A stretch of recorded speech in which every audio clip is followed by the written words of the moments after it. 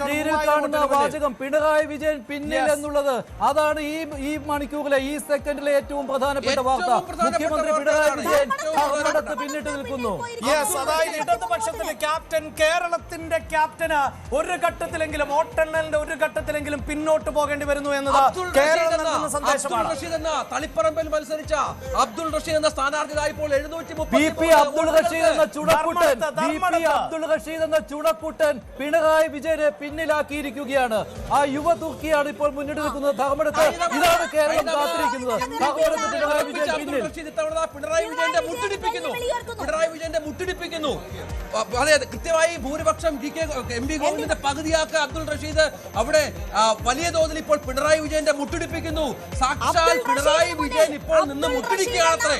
അബ്ദുൾ റഷീദ് എന്ന യൂത്ത് കോൺഗ്രസ് നേതാവിന് മുന്നിൽ പിണറായി വിജയൻ വിറയ്ക്കുന്ന കാഴ്ച. 733 വോട്ടുകൾക്ക് മുന്നിൽ അബ്ദുൾ റഷീദ് 733 വോട്ടുകൾക്ക് പിണറായി വിജയൻ, മുഖ്യമന്ത്രി പിണറായി വിജയൻ പിന്നിലാണ്. ഏറ്റവും പ്രധാനപ്പെട്ട വിവരം, തെരഞ്ഞെടുപ്പിന്റെ ഈ 1.5 മണിക്കൂർ കൗണ്ടിംഗ് പിന്നിടുമ്പോൾ നൽകാൻ കഴിയുന്ന ഏറ്റവും നിർണായക വിവരം അത് തന്നെയാണ്. ധർമ്മടത്ത് പോലും പിറകിൽ പോകുന്നു എന്നുള്ളത് ഏറ്റവും പ്രധാനപ്പെട്ട ഒരു. 100ലേക്ക് കുതിക്കുമോ UDF എന്നേ അറിയാനുള്ളൂ. UDF 82 സീറ്റുകളിൽ ലീഡ്, LDF 54 സീറ്റുകളിൽ ലീഡ്, BJP 2 സീറ്റുകളിൽ മുന്നിട്ടിരിക്കുന്നു. ഒരു സീറ്റിൽ PK ശശിയാണ്, ഒറ്റപ്പാലം PK ശശി ലീഡ് ചെയ്യുന്നുണ്ട്.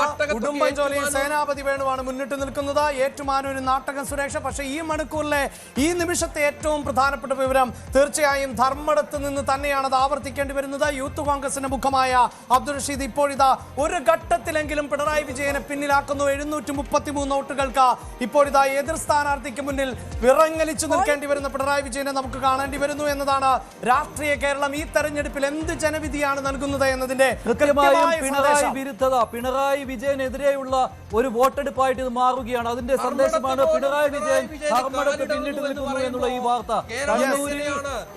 സ്വന്തം തട്ടകത്തിൽ പിണറായി വിജയൻ. തീർച്ചയായും, അതായത് കേരളത്തിലെ 140 മണ്ഡലങ്ങളിലും പിണറായിയുടെ ഫ്ലക്സ് ആയിരുന്നു വോട്ടായി മാറുന്നത് എങ്കിൽ പിണറായിയുടെ സ്വന്തം തട്ടകത്തിൽ ആ ഫ്ലക്സ് മാത്രം ഉയർന്ന തട്ടകത്തിൽ ഇത് അബ്ദുൾ റഷീദ് എന്ന യുവ നേതാവ് 733 വോട്ടുകൾക്ക് ഒരു ഘട്ടത്തിലെങ്കിലും മുന്നിൽ നിൽക്കുന്നു. ഒരു ഘട്ടത്തിലെങ്കിലും പിണറായി വിജയൻ പിന്നിലാകുക എന്ന് പറയുന്നത് കേരള രാഷ്ട്രീയത്തിൽ ചരിത്രമാണ്, അത്ഭുതമാണ്, സംശയമില്ല. 733 വോട്ടുകൾക്ക് പിന്നിലെന്ന് പറയുമ്പോൾ അബ്ദുൾ റഷീദ് എന്ന യുവ തുർക്കി പിണറായി വിജയനെ അവിടെ വിറപ്പിച്ചിട്ടുണ്ട്.